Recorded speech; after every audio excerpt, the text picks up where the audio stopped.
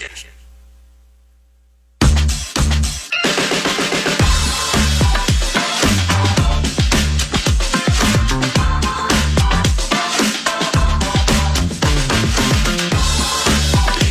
a happy birthday to our national treasure, PA. Want to thank you very much, PA, for all you've shared with us on the radio for the last several decades, and wishing you many happy years to come. We appreciate all you do and the way you call plays on the games, the way you share your stories, and your bring your relationships with coaches and players to the radio between 9 to noon. Happy birthday. Thank you, Ben. I was going to share with you, I'm not leaving KFAN after today. It's my birthday. Nordo had a trick up his sleeve with the talkback machine. People are very, very kind, and that's what's going on right now. Yeah, happy birthday. Good morning. There was a moment there where you were talking last segment, and it was good to hear it. You know, you still, as much this long into it, you still love calling Vikings games. I'm like, is this like a Harrison Smith conversation that started here after 24 years? Yeah. Just want to leverage. I still love calling the games. I'm just happy the team here at KFAN and iHeart and or with the Vikings Entertainment Network or the family in the press box at Canterbury Park that they're not painting me into a corner where I feel like I have to retire because of everything that, like with Harrison Smith, and like he said with Ben when we played that back yesterday, the excellent Nacho interview where he's kind of like, well, I kind of feel like I have to do it now. He said, I feel like I'm at my funeral. Yeah, I think that's what he said in the locker room after the game. After all the pomp and circumstance, you know? So, no, man, that's Which is a very Harrison Smith thing to say. I feel like I'm at my funeral felt very appropriate for Harry. Ben Goessling at Ben Goessling via X. Follow him if you are so inclined. Standard Heating and Air. Covenant collapse from 9 to noon. This is not one that yours truly or Nordo endorses. At least we endorse it and support it, but it's not like part of the client stable. But we give you Covenant collapse for your yearly sponsorship of key things here at KFAN. That includes Ben Goessling with the Star Tribune, joining 9 to noon, and bumper to bumper with Barrero. StandardHeating.com. StandardHeating.com if you want to help those who help us. So let's begin here. If your former Browns coach, Kevin Stefanski, and the Giants want you, should that be the next stop, given Cleveland has let him go? And good morning. Good morning. Yeah, I would think that he's going to have some things to pick through, I would imagine. And I would think that given what he went through in Cleveland, specifically with the quarterback position, that I would want to go somewhere where I knew that I was either going to have a chance to pick one I wanted or that there was already one there. So the Giants' job would probably depend on how you feel about Jackson Dart. Or your chance to take one in this draft if Jackson Dart's not your guy. I would imagine Tennessee, if you are interested in that job, because Cam Ward is already there. It probably depends on how you feel about Cam Ward. But I would think that it would depend a lot for him on the quarterback situation and how he's going to feel about that. Because I don't think when you're going through this for a second time, you know there's probably not going to be a third chance. I mean, a second chance this fast is a reflection of how people feel about him, which you and I both covered him and know him well enough to know that that's legitimate. I mean, he is really good at what he does, and he's very well respected. So the fact that he came out of that, and he won 2 coaches of the year there, which is more than a lot of teams have done in Cleveland, or coaches have done in Cleveland, I should say. But you're probably not getting a third shot.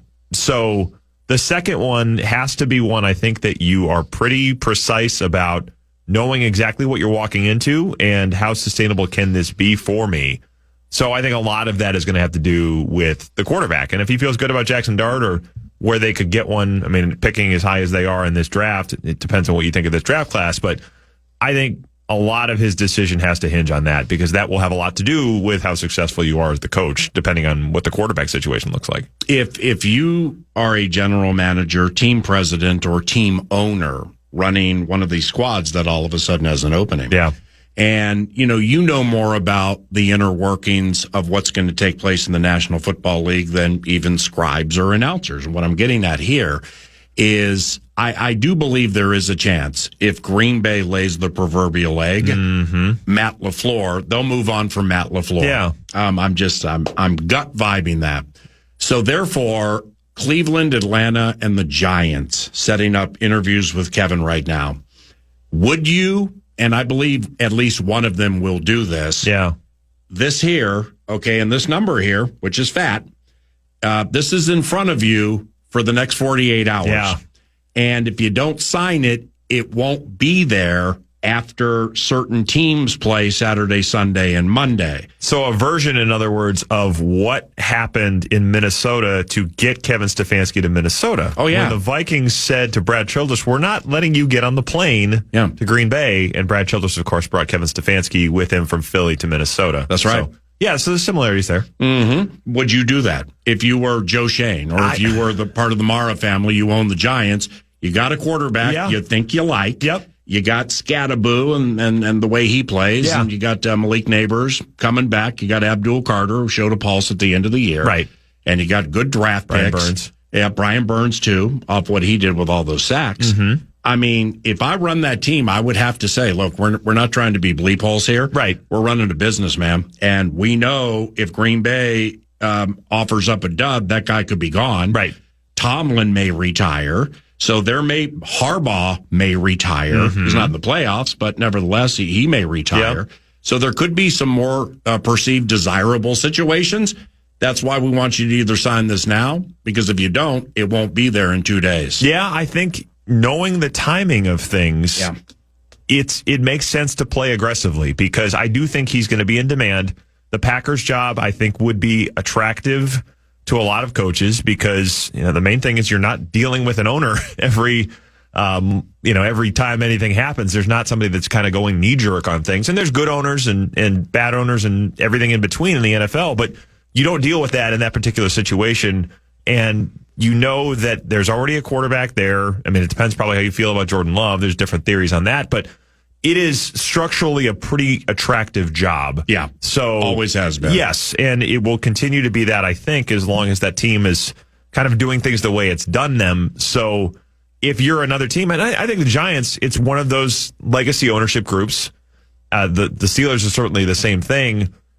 And I think those make those attractive jobs as well. So if you're the Giants, you could say, hey, this is a good situation. We've won 4 Super Bowls. We've won recently. It's not just going back to the Parcells era. We've won with Tom Coughlin. We have been a competitive organization. We want to continue to be that. We think this is a place you can come in and win and be very successful. We know you're going to have offers. Yeah, I think there would be an argument to make to say, let's play, kind of try to make the hard sell, and knowing that there's going to be teams that want to talk to him, try to lock him up. I would agree. I think they want to make the hard sell. Does that work with Stefanski, though? Stefanski, in the end, if Joe Shane, who should be counting his lucky stars, I can't believe he's still the GM of the Giants with how the last several years and a couple coaching changes have gone.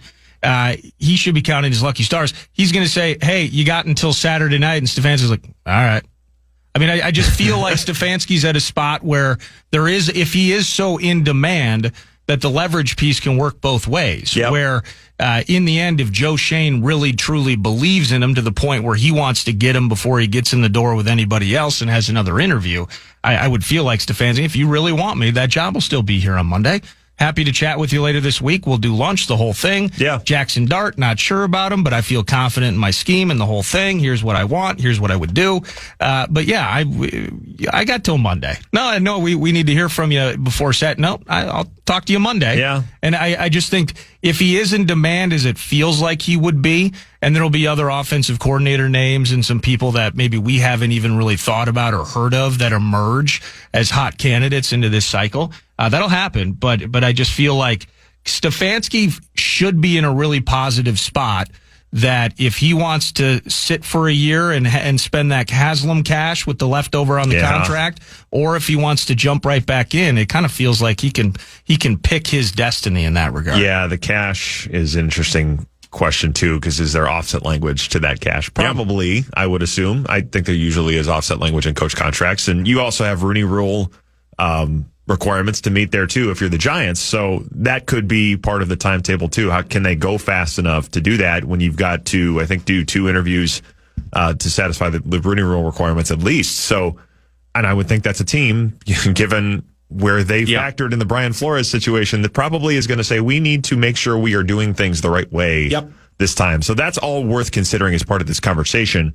But yeah, I think it does come down to who feels like they have more leverage, who feels like they need to move faster. That's probably how these things get determined. Does the Raiders opening make things for Brian Flores more interesting given the Tom Brady tie and the top pick in the draft? I mean, I would think it would. The Brady tie certainly is going to be one that matters, and I think this came up a little bit yesterday too, but Brian Flores is probably going to have his best chances in a place where people know him, the good, the bad, everything in between, and are able to sift past the narratives that they've read. I mean, Brian Flores has been in the news a lot over the last few years for any number of different reasons, from how he exited Miami to the lawsuit to what he's done in Minnesota. So you have a lot to sift through in the course of an interview. And if you're somebody that already knows him and has a relationship with him and kind of knows everything that you're getting from one side of the spectrum to the other, I think that does make a lot of sense. So Brady, and the fact that those two have worked together as long as they have, and obviously have a lot of respect for one another because they've had a lot of success together, I think that makes that an attractive situation. The question, I think, would be, if you're picking first and you're the Raiders, I mean, Brady's probably going to make the call on the quarterback. I would think Brady's going to have a lot to say about that. But are you saying Brian Flores is going to be the guy that develops this quarterback? I mean, that's going to be a lot of the question for them, whoever comes in, saying, if we're picking one number one, and they wouldn't, this isn't a great quarterback class, they wouldn't have to do that, but you have to have somebody that comes in with a plan for that position, because they have been as lost at that position as anybody in the NFL, and that has a lot to do with the fact that they've gone through coaches as much as they have because they haven't won. So I think a lot of it for them comes down to that. And the question of, if you're Flores, do you have a plan to relate to your quarterback better than it went with Tua Tagovailoa in Miami? Do you have a offensive coordinator in mind that you'd bring in to develop this quarterback? I'm sure he's got a long Rolodex of people. I can think of some names from the Vikings that may make some sense, or a name in Jacksonville that's not calling plays that has shown he can develop quarterbacks. That is currently their offensive coordinator as well. But I think a lot of the Flores discussion will come down to, what do you plan to do with the quarterback position? I think it's an attractive job because of the relationship with Brady. But, I sound like a broken record, but I think this all comes back to quarterbacks. Yep, I agree. Now, Matt Eberflus out as defensive coordinator for the Cowboys. This would be a lateral move for Brian. Yeah. And you can put the assistant head coach, the associate head coach tag on to make it look like it's not a lateral move, but it would be. Yep. I don't know. I mean, I might be burned by this, but I put this near a 0%er. I think they're talent poor on defense. Yeah. Quinnen Williams is good, but he's in the second half of his career. Kenny Clark's almost done. Yep. You got no Micah Parsons. Right. I like the safeties a little. Donovan Wilson, but he's been around for a while. I just think it's a talent poor group over there in a mercurial situation because of the owner who's the general manager. Right. And it still bugs me that he speaks before the coach after games and kind of analyzes it. You just can't do it that way. So what do you think of that Dallas deal? Well, I mean, a lot of what you laid out there I think is valid, that they have a lot of things to figure out defensively. I think the fact that they'll have some picks because they get the Packers first, I think, at least for, I'm trying to remember the terms of that deal, but they got a lot of picks in that Micah Parsons deal with the Packers. Those aren't going to be high picks, but they are extra draft capital. It's an extra chance to get players in that top 100, which everybody wants. So it's an interesting position because it's Jerry Jones, which means that the money will be there. And I think the Vikings would put the money there for him as well. But you'd have that whole piece of things. But then it's also, he's enjoyed, I think, the fact in Minnesota that he gets a lot of say in the defensive players that come in. There is a level of, hey, we will give you some latitude to tell us what you want, tell us what you think would fit, and we'll go get it. That in Dallas, is that going to go the same way? I mean, if Jerry Jones sees it differently or Stephen Jones sees it differently, are you going to have that same level of autonomy? Voice? Yeah. I mean, I wonder about that. So it could be attractive, I think, in the sense of it's the Cowboys, there's going to be money there, all of those things. But the way he's been able to do the job in Minnesota, I think, would change pretty drastically if he were to try to do the same thing in Dallas. Would you bet Flores leaves or stays? Boy, I would say probably more stays than leaves. Yeah. I'm probably like 60-40 on this because I do. I'm about 75-25 stays. Yeah. I mean, I go 60-40 just because I think the fact that he waited this out was for a reason. And I think he does have a lot of intention to say, let's see what the market looks like. And that could have a lot to do with where he ends up. But we'll see how that market shakes out for him. And I think he may look at it and say, there's a lot of things in Minnesota that I have that I like.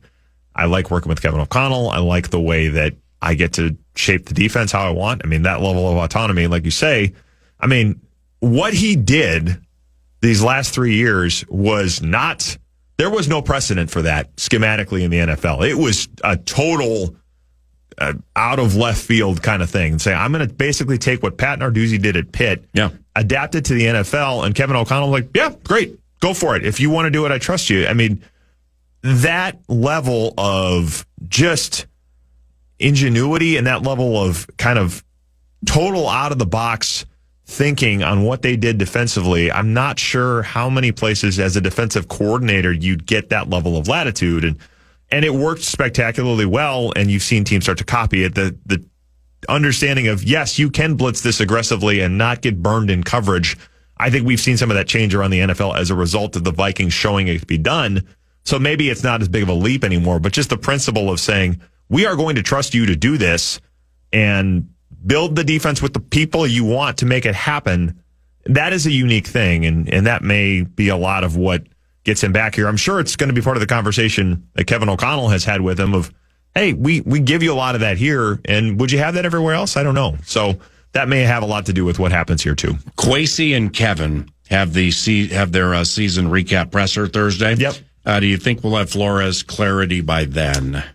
I think that's the hope. Yeah. I mean, I think they'd like to have that wrapped up by that point. It's the same kind of thing where the advantage they have right now is time, because unless he takes a head coaching job, I don't believe he can talk to other teams until 10 days after the season. That's typical. I don't know the language in his contract specifically, but that's typically how this works with coaches, is there's a 10-day exclusive negotiating window for your current team before you can go onto the market. Head coaching things obviously change all of that. If he gets head coaching interviews, he can take those at any point.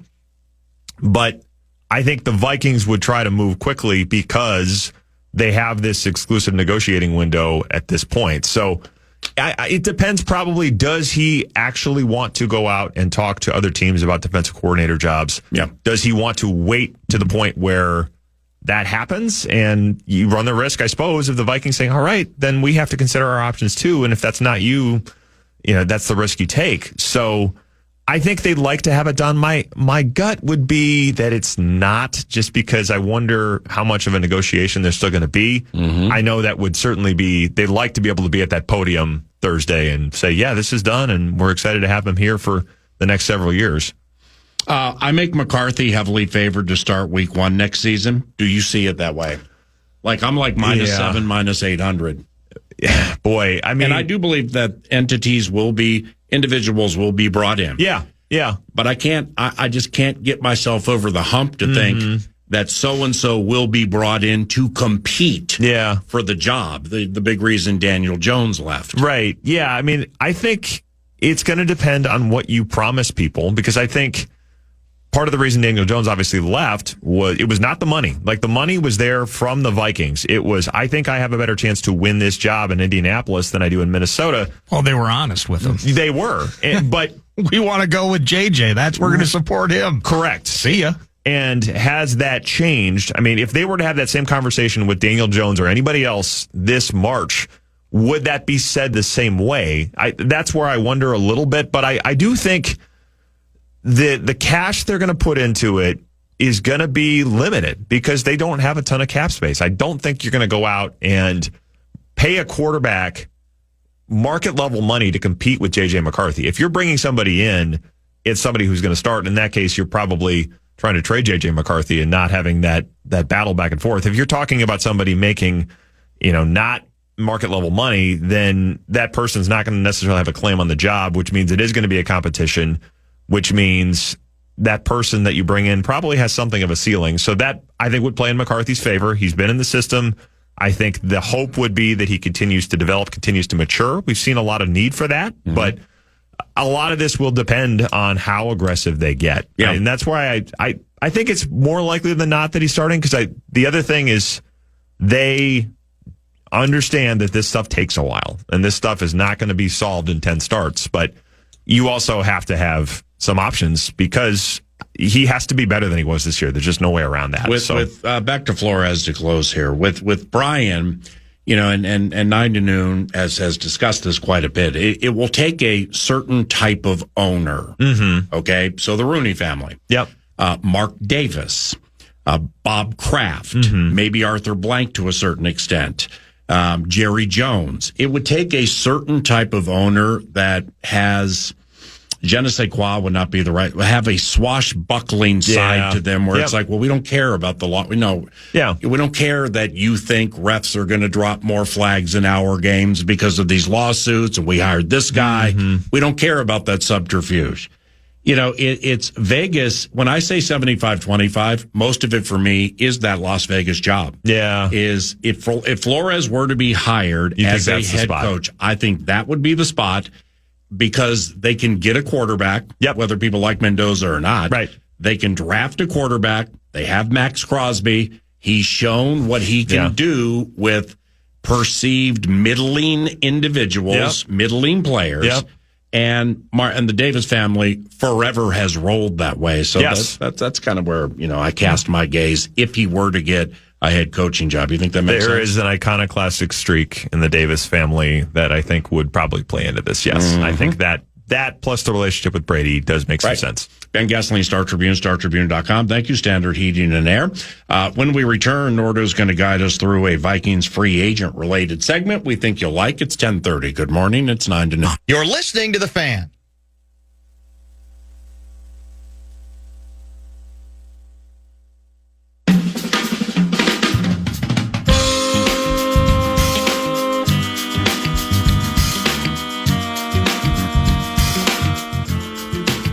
Happy birthday, PA. Another year on the clock. Boom! And you're still delivering legendary calls that echo across Vikings Nation, man. From kickoff to the final horn, your voice brings the purple to life. Wishing you a birthday filled with big plays, great health, and nothing but victories ahead. Skol. Amen. Happy birthday, Paul. Amen. Thank you. The extra point, is it? It's no good again! Get the hell out of here! Joe Bryan missed it to the left again, and the Vikings only lead by 2. Come on! So it's too early to ponder what they potentially have up their sleeves for a veteran backup, right? I think so. Yeah. I mean, we have to see what the market looks like. Yeah, it's ridiculous. I even asked that question. But what's not ridiculous is Nordo has a list of Vikings free agents. And these are quick twitch reactions with the right to change things after it gets steamy at the combine, for you more so than me. And then up to free agency and the draft and stuff like this. But Ben and I are going to respond with either like the player returns, the player is gone, or pass because we're not sure. You okay with that? Yeah. How with that, Nordo? All right. So we have a total of 19 names here. Boy. Now, most of them will be on UFAs and then a couple of restricted and then some exclusive rights. You guys get all that. Challenge for me is going to be not to hedge enough and say, well, it could be this, it could be that, in time for us to get through all 19 of these before the break. I'll save some of the more emotionally charged and or equity-laden names towards the bottom, but we're going to start here. Jeff Okuda, the Reclamation Project, didn't necessarily go as planned. He's a UFA. Gone. Yep.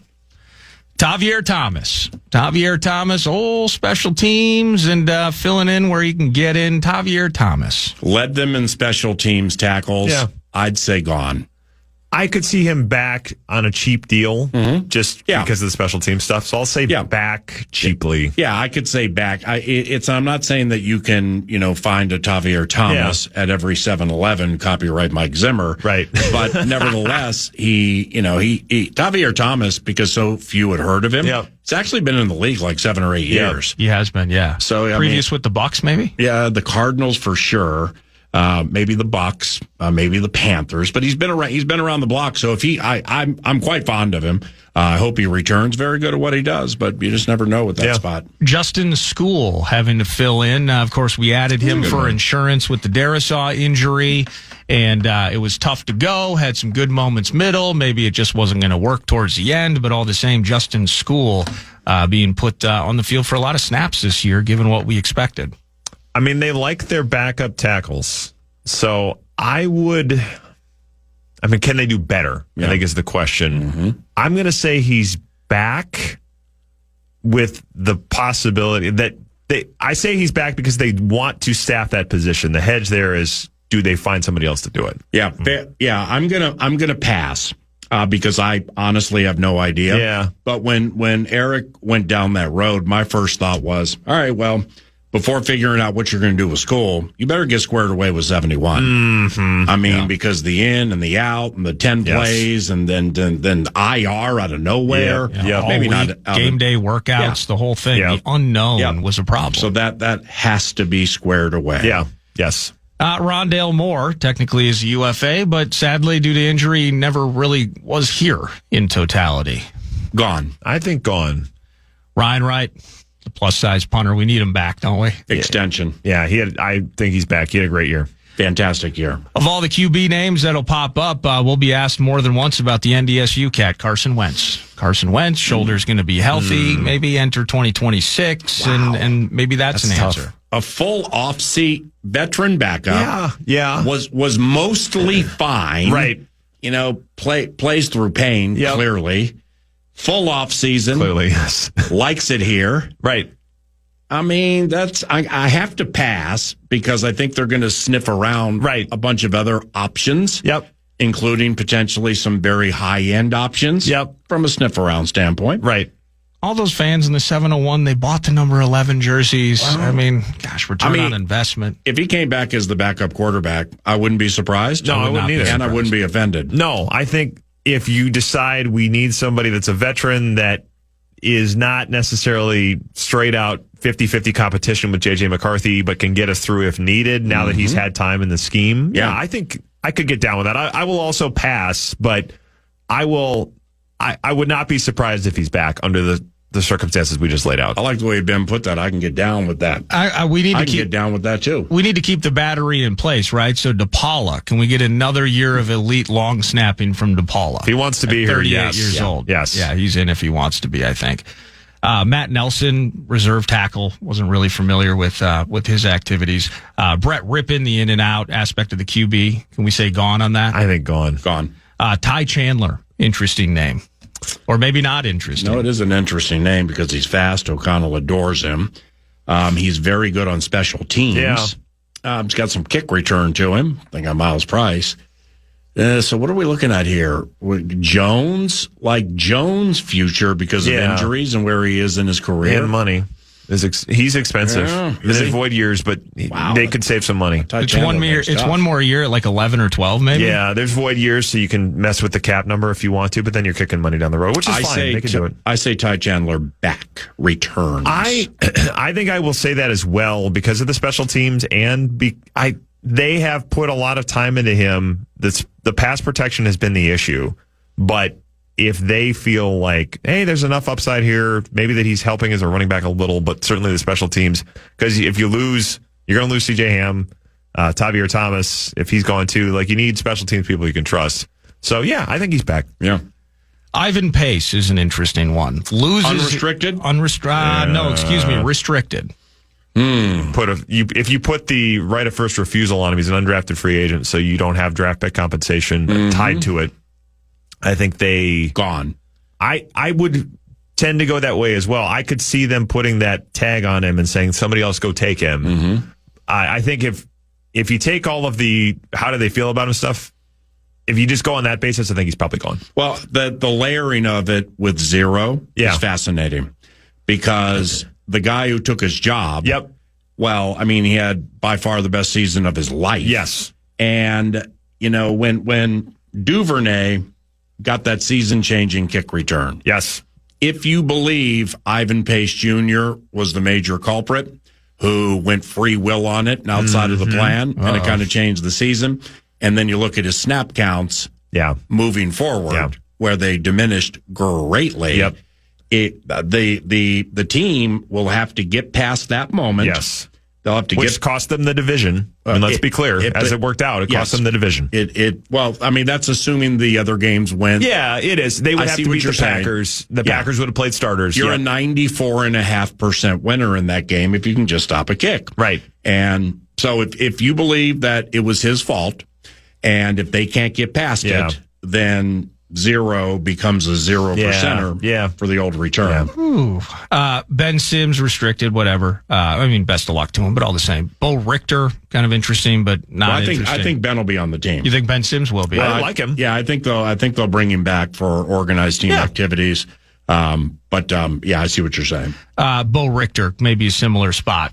Like him on special teams. Exclusive rights, opportunity. Same thing. Back end of the roster, I think though. he's back. Xavier Scott. Did he offer enough in his single year as an exclusive rights to potentially get another shake at it? Exclusive rights deals are so cheap. I'm going to say yes. Me too.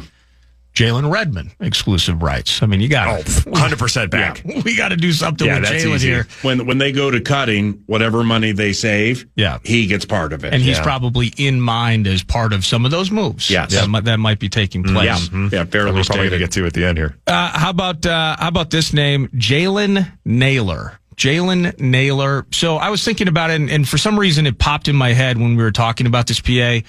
The Christian Kirk, when he became a free agent out of nowhere, minimal production at times, more than what Jalen Naylor's offered in Minnesota thus far. But suddenly he's getting $18 million a year from the Jags. And until injuries bit him the last couple of years, he was actually living up to that. And I don't know what sometimes we fall in love with our draft picks in terms of, is it the scheme? Is it the team? Is it the environment that kind of put him in that spot to thrive? Would he be so thriving elsewhere? I don't think it's going to be 18 a year for Jalen Naylor. Feels like, I mean, you could get him for $7-ish million maybe if he's going to go market value in free agency, but he will be unrestricted here pretty quick. I think it only takes one team to see what somebody saw in Christian Kirk. I think that team will be there. I think he's gone. I think he plays for the LA Rams next year. Oh, yeah. And that would, if it's a scheme thing, if it's an opportunity thing, it's not a bad spot for him. I think that makes sense. CJ Ham, unrestricted, lights out. He's retiring. Yeah, Is that the vibe there? Yeah. And we've talked about 22. Will he? Won't he? That's still not a 0, but I don't think it's a 0. I don't think it's. You think it's high. still very Flores tied though? Well, I think it's certainly Flores tied. If Flores goes to Vegas as the head coach, Harry ain't going to Vegas. No, he's playing here or nowhere. Yeah, right. So, but I still would say Smith retiring. I would too. I think Flores being back makes it maybe a little more likely. You could try the Stephon Gilmore thing where you bring him back in August. He has to decide he wants to stay in shape that long, though. I mean, it's a matter of saying, am I keeping myself in football shape that long? I'm not sure he's going to want to do that. I think he's done. I mean, the number of people that were there Sunday, I think everybody has the belief that he's done. Is Hitman the type of guy that would be open to that anyway? Like, hey, if I'm going to be staying in high-end shape, I'm going to wait till August to have this conversation. Can I just come back now? I can use the cryo chamber in the facilities inside. Like, catch a free meal once in a while in the cafeteria. Like, do you think he'd really just be working out on his own and twiddling his thumbs? And then, mid-August, I'm going to rejoin the fold. Take his medieval torture device with him and get his body limbered up. He's done. I just don't think he's going to want to go through OTA's minicamp. I don't think he wants to go through the scribe and everybody asking him. Yeah. But wait a second, those final 2 games, it's like all the ballyhooed pomp and circumstance. He strikes me as like the vibes on Sunday, and just knowing him as well as we both do. I think when he decides to go, he's going to say, okay, I've closed the door. I'm not doing the will I won't I thing. I think it's kind of 2 years in a row of that too. Yeah. I mean, it was a bit muted a year ago, but it was very strong as we heard over the last days and weeks. Last one here would be Eric Wilson, which, part of that is the Ivan Pace conversation, et cetera. But Eric Wilson, contract year as it is, has a career year in Flores' defense. Plays a guy out of a job and maybe even out of town. Eric Wilson, if he was gone and if they're done with Ivan Pace, that would leave a pretty nasty hole there in the linebacking core for the Vikings defense. It would. It's one of the better moves Kwesi Adolfo-Mensah has made by telling him, well, we're going to double your salary from what Green Bay was paying you, because then they moved into Isaiah McDuffie, who he's fine, but he didn't have as good a year as Eric Wilson. Eric's sitting on something very, very nice into his 10th year. Yeah, that move probably did cost him a comp pick as it worked out because of the playing time. The contract and the playing time probably cost them a comp pick, but you can't operate, saying, well, we might lose out on this. I mean, this was a good problem. This is a champagne problem, as Kwesi or perhaps Taylor Swift would put it. He had a great year, and that made it so that you lose that comp pick, but it also made it so that you had a guy that you really needed. Yeah, he's sitting on a nice opportunity. The question is, did they end up getting outpriced for him? I think he's back if the number is okay. Well, what's okay? Well, I mean, 17, 18 tackles for loss with all those sacks, where it's like when it comes to Flores' defense, what's identifiable that every casual can know? What they do with Harrison Smith, what they do with Van Ginkel, what they do with Grenard, when Theo Jackson's in, what's happening, when he's out, Metellus was in. So there's nuance. Wilson, I mean, he just obviously he was important. Yeah. But I'm not saying that he was the most identifiable thing on a weekly basis from a splashing standpoint, yet he splashed. Yeah, I just mean that unless he gets some team that throws the bag at him, which, at age, 31, I think is probably not terribly likely. So it's got to be $5 million minimum. Yeah, but I think they do it for that. I mean, I think you can make it work for that. So unless it's something crazy that he's like, hey, this is too much money for me to turn down somewhere else. Yeah, I think there's a good chance he's back. But even that would be like a 2-10, 2-12 type of thing. I think they'd be the first 2-year deal in 10 years for him. Yeah, if he were to get it, so which be happy with that. His first deal, man, his signing bonus was $10,000. Right. He was an undrafted free agent, and they liked him. Yeah. I mean, even I remember back then talking to Jeff Howard, and he was like, "Hey, this undrafted linebacker from Cincinnati, he's got something to him." And he had the year with Zimmer where he had a bunch of picks. Yep. But it wasn't like this, where he was this big of a factor. Well, so this was the best year of his career, yes. If he leaves, what do you think of Dallas Turner moving inside with Grenard and Van Ginkel? Now, they've tried Turner inside a little bit. His rookie year, they tried him inside against the Lions. With all due respect, took Ben Johnson 5 seconds to figure out where the bones were buried. And Dallas didn't see the inside the rest of the year. Right. Ben does that. But what do you think of that to close? I don't love it. I mean, I think his speed off the edge, we saw it. We saw it Sunday. I think that's where you want to use him. And you have to get him to the point where he's an every down player there, because it also makes it easier. And then in 27, if those Grenard, Van Ginkel numbers get a little high, especially as those guys get into their 30s, he's ready to kind of take over one of those spots. So I don't think that's taking those reps off, right? I mean, when we're looking at the best defensive fronts in the NFL, you're looking at guys that are too deep at each spot, right? So having Turner as that third guy still and hinting at the idea of being in the top 2 and evolving, that'd be nice. Yeah. Bless you, brother. And we're here any Tuesday you want to stop by. We'd love to have you around during the postseason. Then after that, we'll throw caution to the wind. Yeah, hang out for your birthday today and my birthday next Tuesday. Aw. So come back next Tuesday if you're around, okay? Yeah. Ben Goessling, Star Tribune, StarTribune.com. Thank you, Standard Heating and Air, StandardHeating.com. Benny is the best. We'll be right back.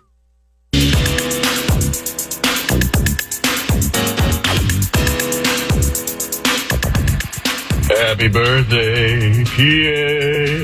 Happy birthday, Vox of the Vikings. Happy birthday, Mr. Paul Allen. Happy birthday to you.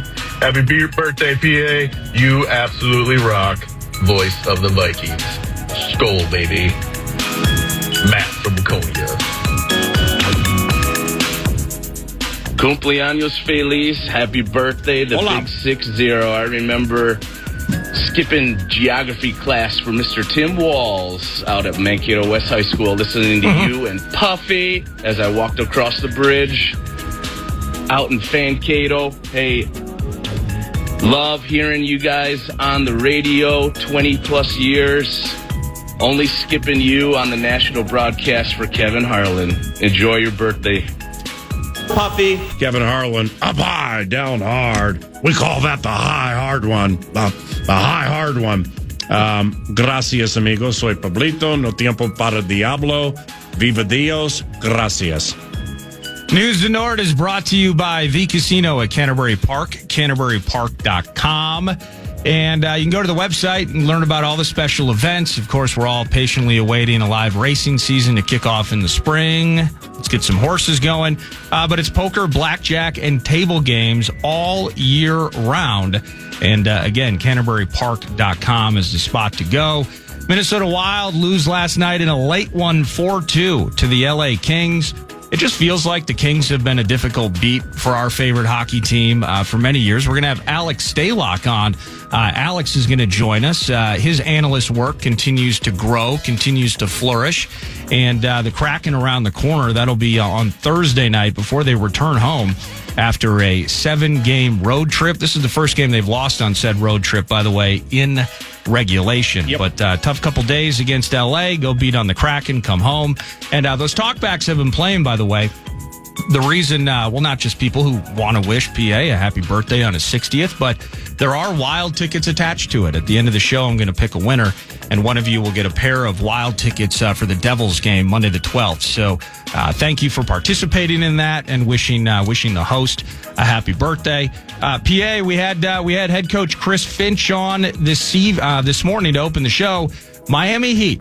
The Wolves on a road trip, part of front end of a back-to-back, beat Miami over the weekend by 10 down in South Beach. They get to see Tyler Hero and Adebayo and everybody again tonight at Target Center.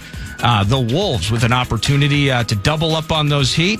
What'd you enjoy about your conversation with Finchy, other than, hey, it's cool, he's a great dude, love talking to him, about tonight's game and where this team's headed? Well, I enjoyed a month and change ago. He decided to match my IHOP total from the feast for Second Harvest Heartland. So the $4,300 that he's sending their way would be the A topic for me.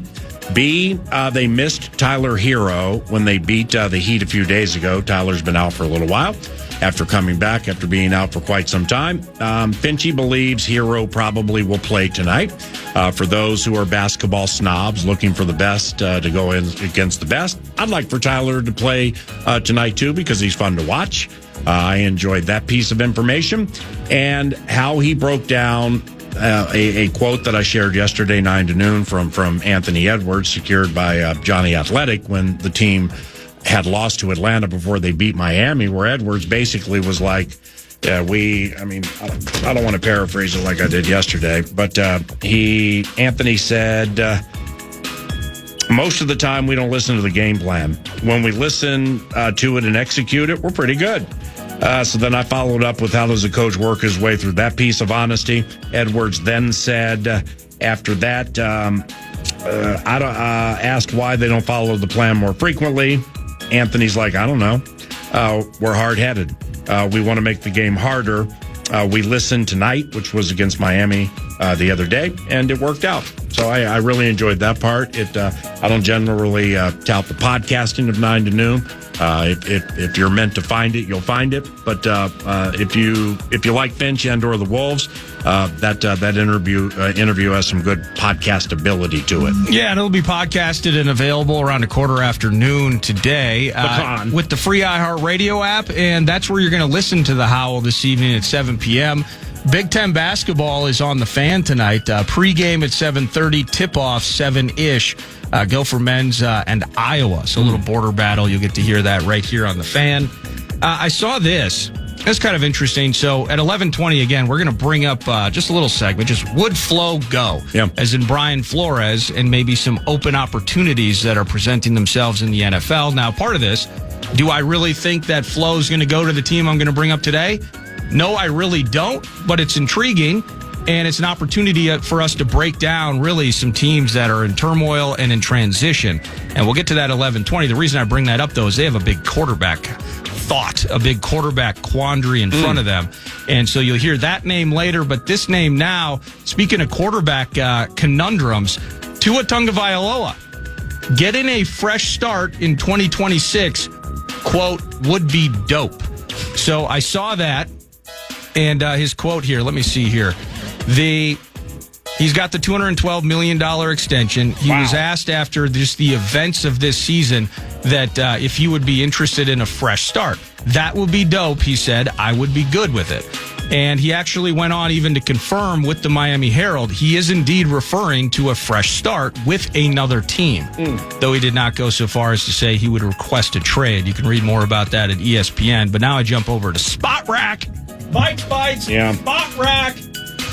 He has three more years left on that $212 million extension, including salaries of $39 next up, then $31 and $41. As a matter of fact, there's an additional option bonus of $15 million that's going to pop first few days of the 2026 league year.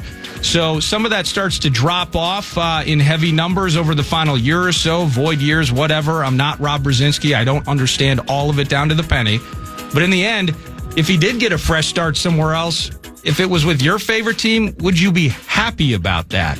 Taking on that potential financial incursion with, additionally, what you've seen through his stint in Miami. Yeah, I don't. It's tough. I don't like saying this about people, but I really don't want anything to do with him. Yeah. And his brother in Christ nature, I believe, is absolutely authentic, and he does a lot of things for a lot of people that a lot of people don't know about. That are of the philanthropic variety. I love that about Tua, but there are facets of his game I just couldn't handle. I mean, and I'm not trying to be, like offensive coordinator or head coach here. I just don't think he's very good. I just don't know what he does well. I've never liked his deep ball. And, then things started to get weird with the McDaniel covenant, and Tua completely fell off and got benched for somebody nobody's heard of. So, no, I really want nothing to do with him. Yeah, and it even felt like, remember the Flores audio where he was kind of talking about just how toxic it was with Florio, and as if this breath of fresh air was created when he would leave, and now he's with Mike McDaniel and everything's hunky-dory. But then there were issues. And I'm trying to decide, and I don't know the guy, but it sounded like whether it was via some podcast appearances and how he was kind of explaining maybe some inadequacies in the offense. Was he being honest with Tyreek and Waddle as he was kind of chiding them like, you need to come back to the ball, this is how I do it? Yeah. Is he blaming others, or is he being honest about his own limitations as a quarterback? You mentioned his deep ball. Question. Tyreek Hill can outrun when he was healthy and pre that nasty injury he took earlier this year. Tyreek Hill could outrun just about everybody's deep ball. Yep. So is it Tua saying, you guys got to change the way you play to accommodate me because I know how to play? Or is it you guys got to accommodate me because, damn it, Tyreek, I can't throw it. I'm not Josh Allen. I can't throw it 75 yards down the field. You got to help a brother out. So, but the combination of kind of that stuff and how the money is ridiculous. The money's insane, and him kind of really trying hard to leave any problems that existed early in his career at the feet of Flores. Mm-hmm. I kind of just like, ugh. I forgot about that. Best of luck. Yeah, that's right. I hated how he did that. And it was just super easy. Yeah, really, I did not like that at all. With the fact that Flores was never going to respond, might you say, in kind. Yeah. And he's instantly has to be on the defensive, offer some pleasantries, and move on. Right now that he's with the new team, I didn't like any of that. So, well, that's news. We got Wolves tonight. Wild loss last night. Get a chance to kick the Kraken a couple days from now, which will lead us, of course, to our 11 a.m. guest PA. And that's going to be Alex Stalock, former Wild goalie, also high school hockey star in this market, and played for the Duluth Bulldogs. We'll head out to Seattle to chat with Alex Stalock about the Wild when 9 to noon continues on FM 100.3. It's KFAN.